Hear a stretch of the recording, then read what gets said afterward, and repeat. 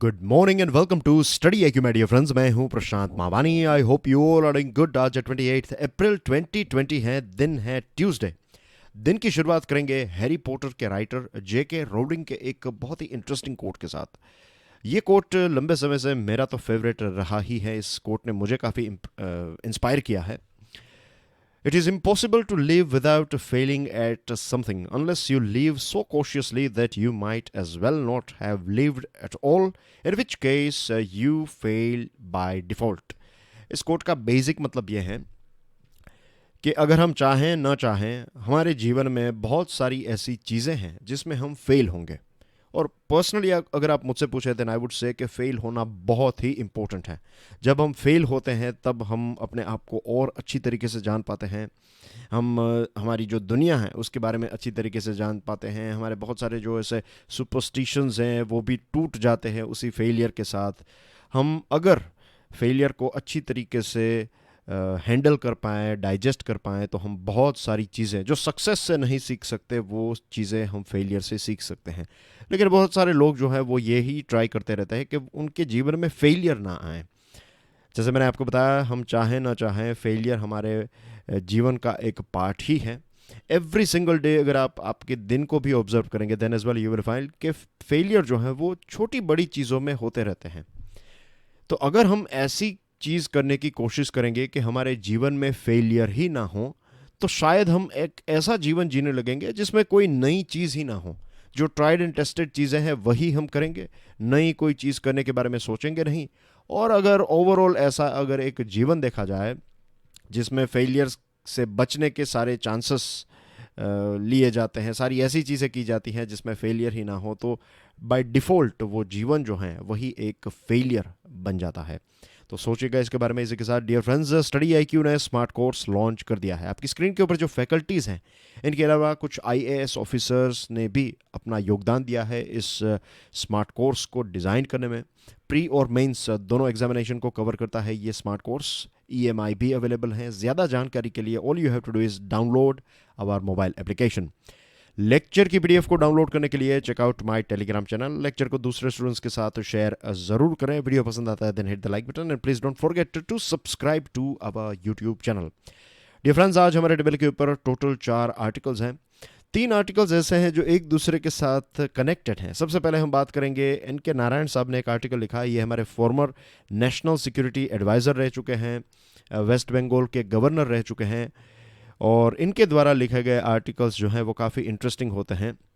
काफ़ी इसमें कोई नई बात आपको देखने को मिलती है। तो the script of disruption and a new order, interesting article है। उसके बाद हमारे फॉर्मर सेक्रेटरी, फॉरेन सेक्रेटरी रह चुके हैं, और उन्होंने एक आर्टिकल लिखा है India in the post pandemic world. उसके बाद एक एडिटोरियल है वर्चुअल येट ओपन, ये कोर्ट्स के बारे में है, डिजिटल कोर्ट्स के कुछ इंपॉर्टेंट पॉइंट्स को हम डिस्कस करेंगे। और लास्ट में बात करेंगे a policy road map to tackle कोविड-19। आगे बढ़े उससे पहले एक छोटा सा प्रश्न है आपके लिए। आप सोचिएगा इसके बारे में। आंसर देने की कोई ऐसी ऐसी कोई अर्जेंसी नहीं है। टेक योर टाइम, लेक्चर ख़त्म हो जाए उसके बाद आप इसका आंसर दे सकते हैं, बट आंसर देना जो है वो ज़रूरी है। आपकी एटलास बुक में आपको इसका आंसर मिलेगा, और ये हिंट भी है कि इसके आंसर को ढूंढने के लिए you have to do a little bit of research, right. Name the country या फिर कंट्रीज शेयरिंग लैंड बॉर्डर और बॉर्डर्स विथ लेबनान। लेबनान नाम का जो देश है उसको लोकेट कीजिए और देखिए कितने ऐसे देश हैं जो इसके साथ लैंड बाउंड्री, ज़मीनी बाउंड्री शेयर करते हैं। The script of disruption and new order. Abnormal could well become the new normal. अभी जो हमारा जीवन चल रहा है क्वारंटाइन में या फिर ये जो लॉकडाउन में, तो ये एक एबनॉर्मल जीवन है। ये इस जीवन से हम इतने यूज टू नहीं हैं, हम जो जीवन समझते थे। और आप अगर सोचेंगे तो बहुत सारी चीज़ें, बहुत सारे हमारे प्लानिंग, हम ये करेंगे वो करेंगे, ये सारी चीज़ें जो हैं उसके ऊपर बहुत बड़े क्वेश्चन मार्क छोड़ गया है कोरोना वायरस, इज़न्ट इट। कि जो हम एक इकोनॉमिक डेवलपमेंट, सिर्फ इकोनॉमिक डेवलपमेंट, देखिए इकोनॉमिक डेवलपमेंट अपने आप में बहुत इंपॉर्टेंट है, लेकिन सिर्फ इकोनॉमिक डेवलपमेंट जिसमें आप एनवायरनमेंट, आपके रिलेशंस, आपकी सोसाइटी, ये सारी चीज़ों के बारे में अगर नहीं सोचते हैं, अगर हॉलिस्टिक इकोनॉमिक डेवलपमेंट नहीं है, तो वो फिर किसी काम का नहीं है। तो शायद ये चीज़ भी हमने कोरोना वायरस ने सिखाई है। Pandemics have often changed the world and reshaped human society. इस प्रकार की जितनी भी महामारी आई हैं, इसने हमारे जीवन को डेफिनेटली चेंज किया है। एक और एग्जांपल देना चाहूँगा सूरत के बारे में। सूरत एक गुजरात का बहुत फेमस सिटी है और पूरे देश का भी एक डायमंड हब है सूरत। तो एक ऐसा वक्त था जब सूरत सिटी जो है ये बहुत ही डर्टी था, राइट। यहाँ पर क्लीनलीनेस ना के बराबर थी। लेकिन फिर वहाँ पर प्लेग की जो बीमारी आई, वो शायद हमें याद नहीं होगी, बिकॉज आई बिलीव हम सब उस टाइम पर बहुत ही छोटे थे, वी वेर स्मॉल किड्स। आप में से बहुत सारे स्टूडेंट्स का शायद जन्म भी ना हुआ हो। लेकिन ये जो सूरत में जब प्लेग का आउटब्रेक हुआ तो उसके बाद सूरत का जीवन जो है वो काफ़ी बदल गया। वहाँ पर क्लीनलीनेस जो है उसको एक बहुत ज़्यादा इम्पोर्टेंस देने, मीन्स वहाँ के जो लोग हैं वो देने लगे। वहाँ की एक डिमांड हो गई कि वी नीड ए क्लीन सूरत। और मैं बात कर रहा हूँ आज से लगभग कुछ 20 साल पहले की। और उस टाइम के विजुअल्स, जब मैं उस टाइम पर गया था तो उस टाइम के विजुअल्स मीन्स पहली बार मैंने ऐसा देखा कि भारत के किसी शहर के रोड्स जो हैं उसको साफ़ किया जा रहा था। ऐसा विजुअल मैंने उस टाइम पर पहले, और शायद बहुत सारे लोगों ने ऐसा पहले कभी नहीं देखा था कि जो रोड हैं उनको साफ़ किया जा रहा था, right. That's a very strange thing. 20 साल पहले वो एक बहुत ही बड़ी बात थी। तो this is just one example. आप स्पेनिश फ्लू और उसके बाद के इम्पैक्ट को देखेंगे, बहुत सारी ऐसी चीज़ें हैं, पोलियो और उसके बाद फिर मलेरिया और उसके बाद का जीवन, तो उसमें काफ़ी सारा बदलाव, बहुत सारी चीज़ें जो हैं वो बदल गई। अब वो हम उन सारी चीज़ों से इतने यूज्ड टू हो गए हैं कि शायद उसके बारे में इतना ज़्यादा सोचते भी नहीं हैं। कोरोना वायरस के बाद ये भी बताया जा रहा है कि गवर्नेंस और बिजनेस नॉर्म्स में भी ज़बरदस्त बदलाव हमें देखने को मिलेगा। How pandemic will impact human lives and conduct. हम जो एज ए ह्यूमन बींग्स, हमारी जो ह्यूमन वैल्यूज़ हैं उसके ऊपर कोरोना वायरस की इम्पैक्ट कैसे होगी, वो आई थिंक ये जब पूरी चीज़ ख़त्म हो जाएगी उसके बाद हमें एग्जैक्टली इसके बारे में पता चलेगा। फ़िलहाल ये सारी चीज़ें जो हैं वो इवॉल्व हो रही हैं। इंटरनेशनल कम्युनिटी के बारे में भी ये बताया जाता है कि अब कोरोना वायरस के बाद की जो दुनिया होगी उसमें शायद इंटरनेशनल कम्युनिटी नाम की कोई चीज़ भी ना हो। हर एक देश जो है वो खुद अपने बारे में सोचेगा। सप्लाई चेन जो है वो कम से कम करने के बारे में हम सोचेंगे। कम से कम यानी कि अगर हमारे देश में ही चीज़ों को प्रोड्यूस किया जा सकता है, बाहर से अगर कोई चीज़ मंगवाने की आवश्यकता नहीं है, तो फिर दूसरे देशों के ऊपर रिलाई करना ही बंद कर दीजिए। अगर आपके रीजन में से, फॉर एग्जांपल भारत में कोई एक मटेरियल जो है वो हम नहीं बना पा रहे हैं, तो अगर वो चीज़ हम लेट्स से भूटान से मंगवा सकते हैं तो भूटान से मंगवाइए, न्यूजीलैंड से मत मंगवाइए। This is just one rough example मैं आपको दे रहा हूँ। तो इंटरनेशनल कम्युनिटी जैसी चीज़ भी बंद हो सकती हैं, तो इसके बहुत सारे नुकसान हो सकते हैं। फॉर एग्जांपल एक सबसे पहले जो पॉइंट मेरे दिमाग में आ रहा है वो है ग्लोबल वार्मिंग। ग्लोबल वार्मिंग को कंट्रोल करने के लिए, जस्ट लाइक कोरोना वायरस को कंट्रोल करने के लिए हर एक देश को मेहनत करनी पड़ेगी। इसी प्रकार से ग्लोबल वार्मिंग के लिए हर एक देश को अपने जो एक काम करने का तरीका है, जो पॉल्यूशन करने की जो क्वांटिटी है, ये सारी चीज़ों के ऊपर कंट्रोल लाना पड़ेगा। अगर आप दुनिया के सारे देश अपना अपना योगदान देने लगे, लेकिन लेट्स से ब्राज़ील जो है वो पूरा अमेज़ोन का जंगल बर्बाद कर दे, तो फिर कोई फ़ायदा नहीं होगा।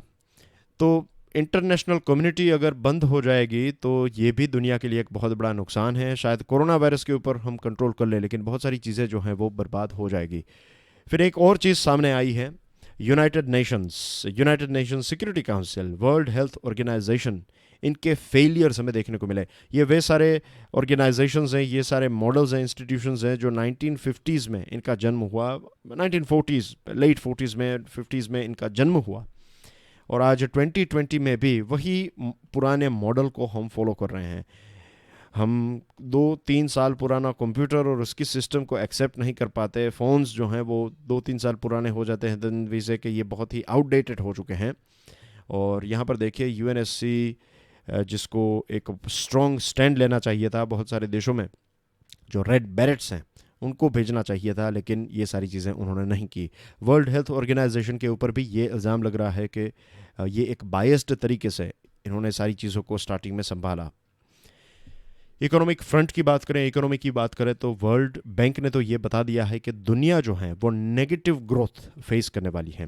रिसेशन जो इससे पहले का हुआ था वो 2008 की बात करें, 7-8-9 का जो रिसेशन कहा जाता है, आज से 10-11 साल पहले की बात है, तो उस टाइम पर नेगेटिव ग्रोथ का रेट था 0.1%।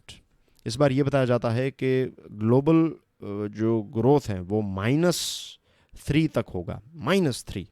ये 0.1% जब हुआ था, -0.1, तो भी एक बहुत बड़ा झटका लगा था। -3 का आप मतलब समझिए, मीन्स अनुमान कीजिए कि it will create lots and lots of disruption. बहुत सारे बिजनेसेस जो हैं उसके ऊपर एक इम्पैक्ट होगी। डेली फाइनेंशियल न्यूज़ एनालिसिस में कल हम बात कर रहे थे ऑटो सेक्टर के बारे में, कि ऑटो सेक्टर ने पहली बार, आप सोचिए कि इतिहास में पहली बार ऐसा हुआ है कि एक पूरा महीना एक भी व्हीकल, एक भी कार आपने आपने बेची नहीं है। तो इसकी इम्पैक्ट कितनी होगी, मीन्स हमारे देश में 4 करोड़ जितने लोग जो हैं वो ऑटो सेक्टर के साथ जुड़े हुए हैं। This is just one sector, सिर्फ एक सेक्टर की बात है। दूसरे कितने सारे ऐसे सेक्टर है, इसकी इम्पैक्ट कितनी ज़्यादा, और पूरी दुनिया के अलग अलग सेक्टर्स को आप सोचिए। बहुत सारे लोगों की जॉब्स चली जाएगी, लाखों करोड़ों लोगों की जॉब्स जो हैं वो चली जाएगी। तो इसकी इम्पैक्ट भी हमें देखने को मिलेगी। I am just giving you one food for thought. जब जब इकोनॉमिक रिसेशंस होते हैं तब लोग जो हैं इतनी, मीन्स मजबूरी इतनी हो जाती है कि बहुत सारे लोगों के पास ऑप्शन नहीं रहता, और कई जगहों पर लूट भी होने लगती हैं, कई जगहों पर चोरी होने लगती हैं, कई जगहों पर स्ट्रेस की वजह से क्राइम्स होने लगते हैं। तो ये इसके जो एक जो रिपल इफेक्ट है, सिर्फ जॉब चली गई तो ऐसा नहीं है कि इनकम बंद होगी, इसके बाद जो चीज़ें होगी उसकी जो एक रिपल इफेक्ट होगी वो भी बहुत ज़्यादा स्ट्रेस हमारे जीवन के ऊपर पैदा करेगी। फिर बहुत सारे ऐसे लॉज, राइट, वे सारे लॉज जो डेमोक्रेटिक वर्ल्ड में, मीन्स ऑफ कोर्स हमारी हमारी कंट्री जो है, हमारा देश जो है वो एक मैच्योरिंग डेमोक्रेसी है, मीन्स हम मैच्योर धीरे धीरे होते जा रहे हैं। एनार्किज्म जिसको कहते हैं, जहाँ पर किसी भी प्रकार का rules and regulations, law and order नहीं होता है, तो ऐसी दुनिया भी बन सकती है। एनार्किज्म, एनार्की जिसको हम कहते हैं, जहाँ पर कोई भी ऐसे कोई ख़ास नियम नहीं है। फॉर एग्जांपल चाइना की बात करें, I am just giving you one example. तो चाइना में जिस प्रकार से चीज़ों को छिपाया गया है, एक चीज़ तो क्लियर है कि चाइना आज भी वहाँ पर एग्जैक्टली क्या हुआ है वो मैं आपको नहीं बता सकता, बिकॉज टू बी ऑनेस्ट मुझे भी नहीं पता है, राइट। लेकिन अगर कोई देश अपनी इंफॉर्मेशन छुपा रहा है तो कुछ ना कुछ तो है, इज़न्ट इट? ऐसा तो हमें मानना पड़ेगा कि एक डाउट तो डेफिनेटली क्रिएट होता है। आज एक न्यूज़ आइटम भी है कि ऑस्ट्रेलिया ने जब ये पूछा कि कोरोना वायरस कैसे वुहान में से पूरी दुनिया तक फैल गया, तो इसके ऊपर एक इन्वेस्टिगेशन होनी चाहिए। तो अगर कोई एक इनोसेंट कंट्री है तो वो कहेगा कि हाँ डेफिनेटली हमारी मदद कीजिए, हम भी ये ढूंढने की कोशिश कर रहे हैं। लेकिन यहाँ पर चाइना क्या कर रहा है? चाइना धमकी यह दे रहा है कि अगर आपने ऐसी कोई बात उठाई तो फिर हमारे टूरिस्ट आपके देश में नहीं आएंगे, हम आपसे बिजनेस कम करेंगे। मीन्स यहाँ पर कुछ ना कुछ तो हैं, ऐसा हमें डेफिनेटली हम कह सकते हैं। तो ऐसे जो लॉज हैं वहाँ पर कि चीज़ों को छुपाया जा रहा है, ऐसी बहुत सारी जगहों पर ऐसी चीज़ हो सकती है। इनफैक्ट यूरोप ने तो ये भी बता दिया है कि लोगों को जो पर्सनल लिबर्टीज़ हैं, कि घर से बाहर नहीं निकलना, घर से बाहर अगर निकलेंगे तो परमिशन लेकर निकलना है, ऐसी सारी चीज़ें जो हैं वो हो सकती है। चाइना में इसकी शुरुआत हो चुकी है। एक मोबाइल ऐप है, मोबाइल ऐप में आपको परमिशन मिलेगी तभी आप जा सकते हैं। आपको ट्रैक किया जाएगा कि आप कहाँ पर जा रहे हैं, कहाँ पर गए हैं। अगर आप ऐसा लगा कि आप रिस्की हैं, आप दूसरे लोगों को भी इन्फेक्ट कर सकते हैं, तो फिर आपको परमिशन नहीं मिलेगी, आपको घर पर ही रहना पड़ेगा और आपको ट्रेस किया जा सकता है। तो ये प्रकार की चीज़ें जो हैं, स्टेट यानी कि गवर्नमेंट का कंट्रोल जो है लोगों के ऊपर और ज़्यादा हो सकता है। एंड एक इंटरेस्टिंग पॉइंट है यहाँ पर, China is seeking to convert its failure into a significant opportunity. China का जो फेलियर रहा कोरोना वायरस में, अब China, I don't know how, लेकिन स्ट्रेंजली चाइना जो है उसने लॉकडाउन भी खोल दिया है, और चाइना अब दुनिया में जो सप्लाई चेन डिस्टर्ब हुई है तो वहाँ पर सामान पहुँचाने लगा है। अपनी जो मैन्युफैक्चरिंग की जो ताकत है, चाइना की फ्लेक्सिबिलिटी जो है वो उनकी ताकत है। फ्लेक्सिबिलिटी यानी कि एक फैक्ट्री 1 लाख खिलौने भी पैदा कर सकती है, और वही फैक्ट्री जो है उसका प्रोडक्शन अगर लेट्स से 10,000 खिलौने भी रहे, 10% ही रहा, तो भी वो फैक्ट्री जो है वो चलेगी, उसमें कोई इतना बड़ा इश्यू नहीं होगा। तो ये जो इंक्रीज़ और डिक्रीज़ करने की जो उनकी हर एक फैक्ट्री की नहीं है, लेकिन ओवरऑल ऐसी जो फ्लेक्सिबिलिटी है ये उनकी ताकत है। तो चाइना अब बहुत सारी जगहों पर बहुत सारे प्रोडक्ट्स जो हैं वो पहुंचाने लगा है और मेडिसिन भी पहुंचाने लगा है। तो एक प्रकार से जो उनकी एक ख़राब छवि हो गई थी, एक ब्लैक सॉन की छवि हो गई थी, वो अब कन्वर्ट करके वाइट सॉन की कर रहे हैं कि हम दुनिया की मदद कर रहे हैं, ऐसे डिफ़िकल्ट टाइम में हम चीज़ें पहुंचा रहे हैं, हम दवाइयाँ पहुंचा रहे हैं, दूसरे प्रोडक्ट्स आपको पहुंचा रहे हैं, पीपीईज और ये सारी चीज़ें पहुंचा रहे हैं। तो एक प्रकार से अपनी इमेज को सुधारने की भी कोशिश कर रहा है चाइना। और दूसरी तरफ बिजनेस भी, अब ये जो वर्ल्ड वॉर 2 के टाइम पर हुआ था कि पूरी यूरोप और दूसरे देश जो हैं एक दूसरे के साथ झगड़ रहे थे, तो उस टाइम पर यूएसए के पास ये अपॉर्चुनिटी थी कि खाने पीने की चीज़ें और दूसरी चीज़ें यूएसए प्रोड्यूस करने लगा और सप्लाई करने लगा, तो बहुत सारा प्रॉफिट यूएसए ने कमाया। तो ऐसी ही चीज़ चाइना भी फिलहाल कर रहा है। एक चीज़ है जिसको कहते हैं opportunistic take over. Opportunistic take over यानी कि अभी फ़िलहाल कोरोना वायरस की वजह से बहुत सारी कंपनीज जो हैं उनकी वैल्यू ड्रॉप हो चुके हैं, उनके शेयर की वैल्यू कम हो गई है। तो जिनके पास पैसे हैं, फॉर एग्जांपल चाइना के पास बहुत सारे पैसे हैं, तो दुनिया के बहुत सारे देशों में चाइना के लोग जो हैं वो, चाइना की कंपनीज जो हैं ये दूसरी कंपनीज को ख़रीद रही हैं। और एक सबसे मैटर ऑफ कंसर्न जो है, चिंता का जो विषय है वो ये है कि चाइना की कंपनीज पता ही नहीं चलता कि वो चाइना की प्राइवेट कंपनी है या फिर गवर्नमेंट की कंपनी है। लगता है कि फ्रंट में लगता है कि प्राइवेट कंपनी है, लेकिन कई कंपनीज का डायरेक्ट कंट्रोल जो है वो वहाँ की गवर्नमेंट के हाथ में होता है पीछे से। तो ये एक अपॉर्चुनिस्टिक टेक ओवर को लेकर भारत ने भी एफडीआई के रूल्स चेंज किए, ऑस्ट्रेलिया और जर्मनी ने भी यही किया है। और रेकेप के ऊपर आरसीईपी जो है, बताइए कि आरसीईपी में आसियान के अलावा बाकी कितने देश है? ये आपके लिए एक छोटा सा क्वेश्चन है, इजी टू आंसर होगा of course, right, but it's a sort of revision के लिए है। तो आरसीईपी ग्रुप के ऊपर भी अपना एक डोमिनेशन जो है वो चाइना कर पाएगा। बेल्ट एंड रोड इनिशिएटिव के माध्यम से बहुत सारे देशों के ऊपर अपना डोमिनेंस कर पाएगा। और यूएसए के बारे में अगर बात करें, सबसे ज़्यादा प्रभावित भी यूएसए हुआ है। तो ये जब ख़त्म होगा ये पूरा कोरोना वायरस का किस्सा, तो उसके बाद यूएसए और एक वीक कंट्री बन जाएगा, एक कमज़ोर देश बन जाएगा। और हो सकता है कि चाइना उनको रिप्लेस करके वापस नहीं, लेकिन यूएसए को रिप्लेस करके चाइना जो है वो एक स्ट्रॉन्ग पोजीशन के ऊपर बैठ जाए।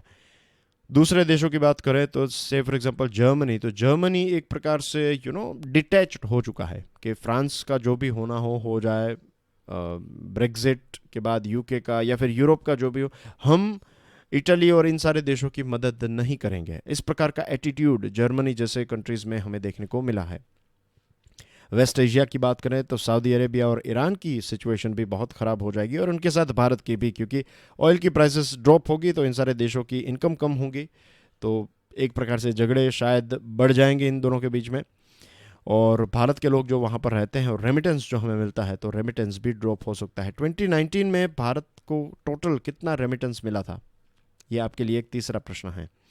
इज़राइल शायद यहाँ पर एक विक्टोरियस कंट्री बन सकता है, क्योंकि इज़राइल जो है उसका एक सेल्फ सफिशिएंट भी है और सेल्फ रिलायंट भी है ये देश, तो स्वनिर्भर है। तो शायद इस रीजन में इज़राइल को फ़ायदा होगा।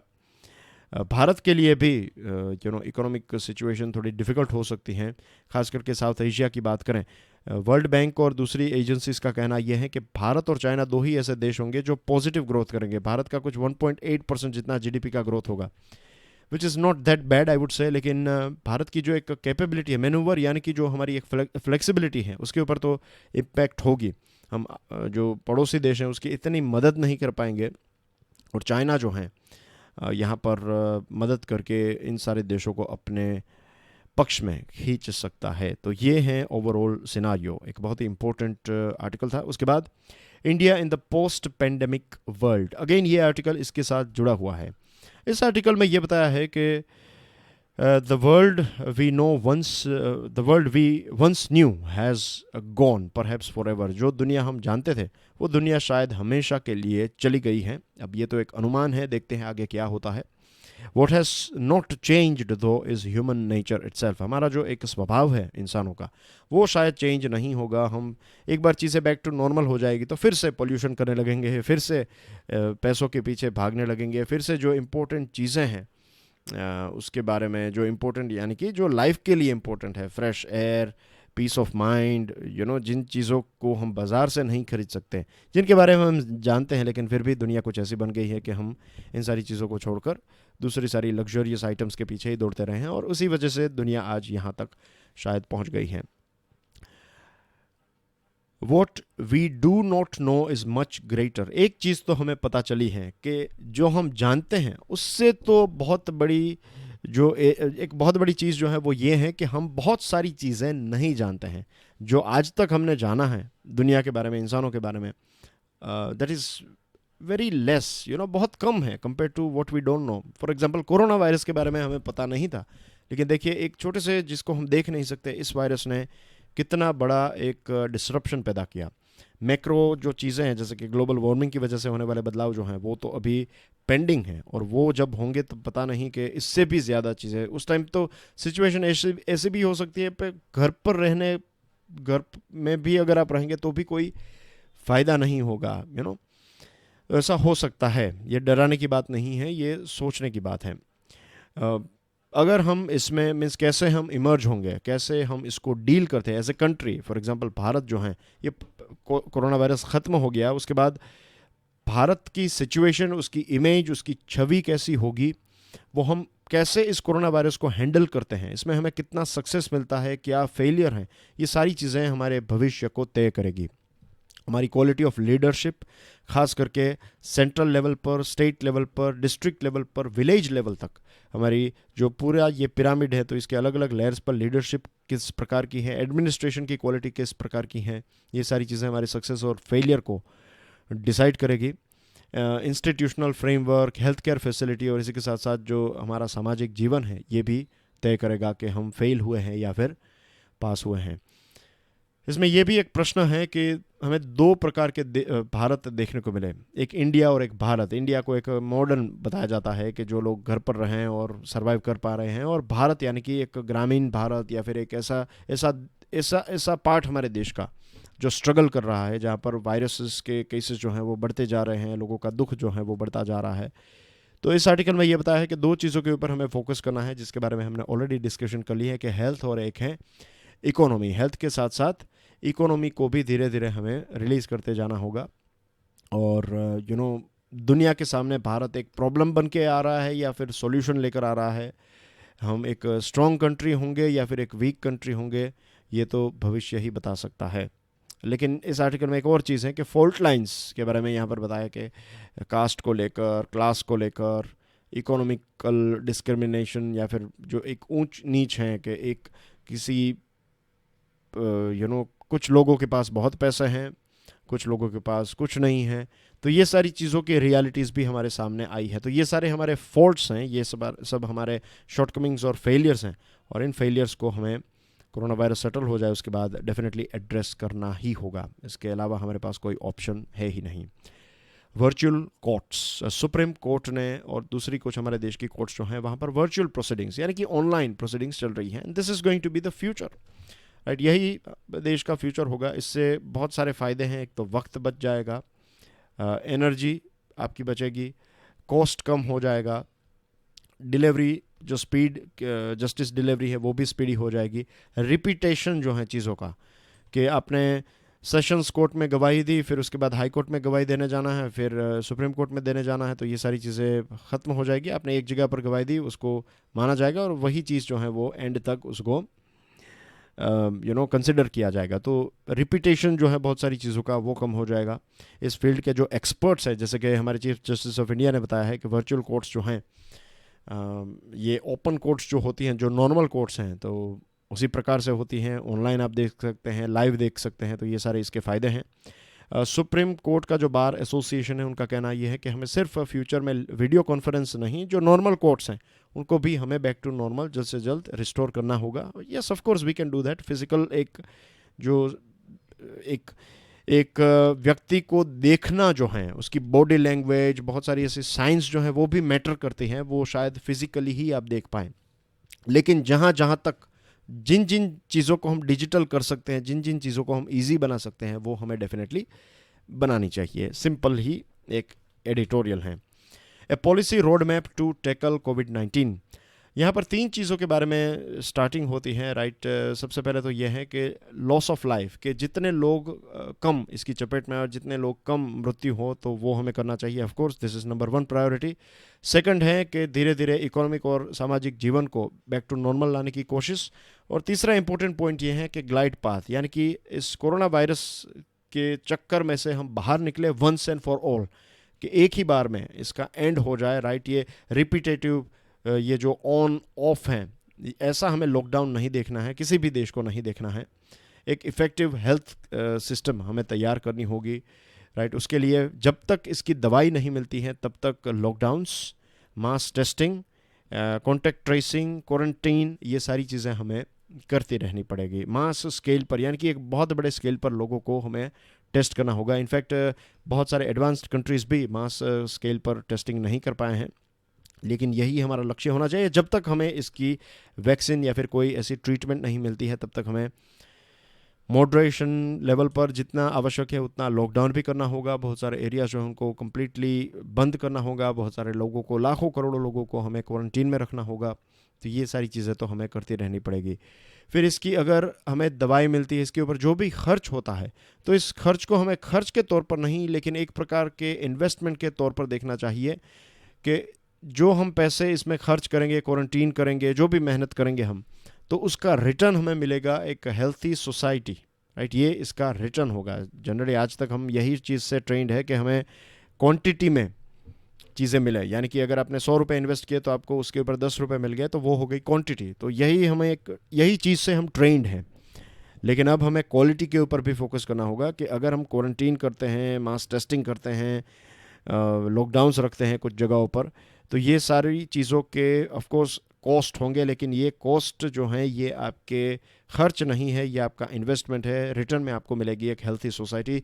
तो ये एक बहुत ही एक एटीट्यूड में जो चेंज है, इस एक नए एटीट्यूड से हमें इस चीज़ को देखना होगा।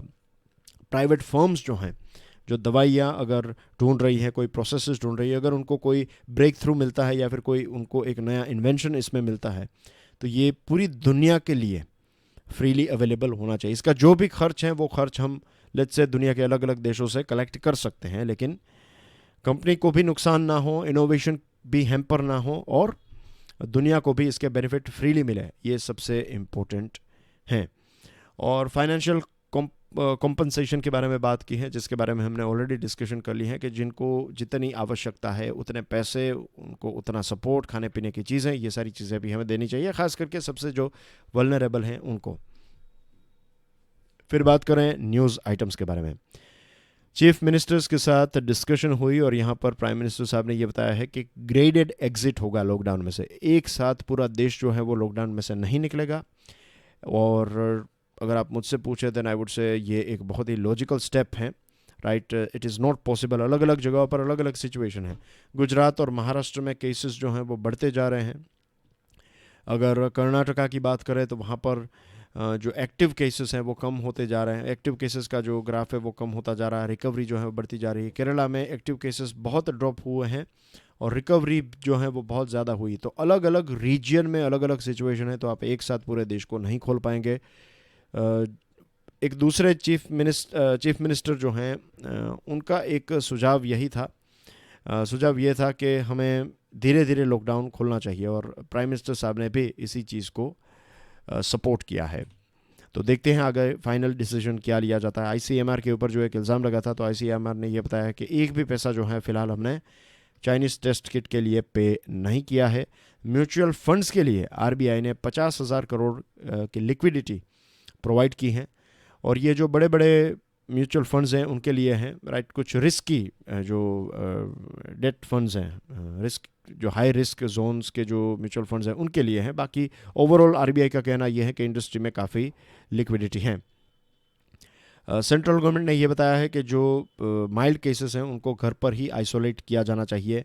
एसेंशियल गुड्स की बात करें तो धीरे धीरे चीज़ें जो हैं वो इम्प्रूव होती जा रही हैं। मेघालय के जो मैं बता रहा था चीफ मिनिस्टर, तो मेघालय के चीफ मिनिस्टर जो हैं उनका ये सुझाव था कि हमें एक रैपिड रिस्पॉन्स सिस्टम डेवलप करनी चाहिए माइक्रो लेवल तक, यानी कि जो ग्रामीण क्षेत्र है उस लेवल तक हमें ये टेस्ट करना। लोग अगर कोई वहाँ पर इन्फेक्ट हुआ है तो लोकल एडमिनिस्ट्रेशन को 60 मिनट्स में सारी चीज़ें पता चल जाए, डिटेक्शन हो जाए, लोगों का जो कॉन्टैक्ट्स हैं उनको ट्रेस किया जाए। तो ये एक माइक्रो प्लानिंग के साथ हमें आगे बढ़ना होगा। प्राइम मिनिस्टर ने इसको काफ़ी अप्रिशिएट किया है।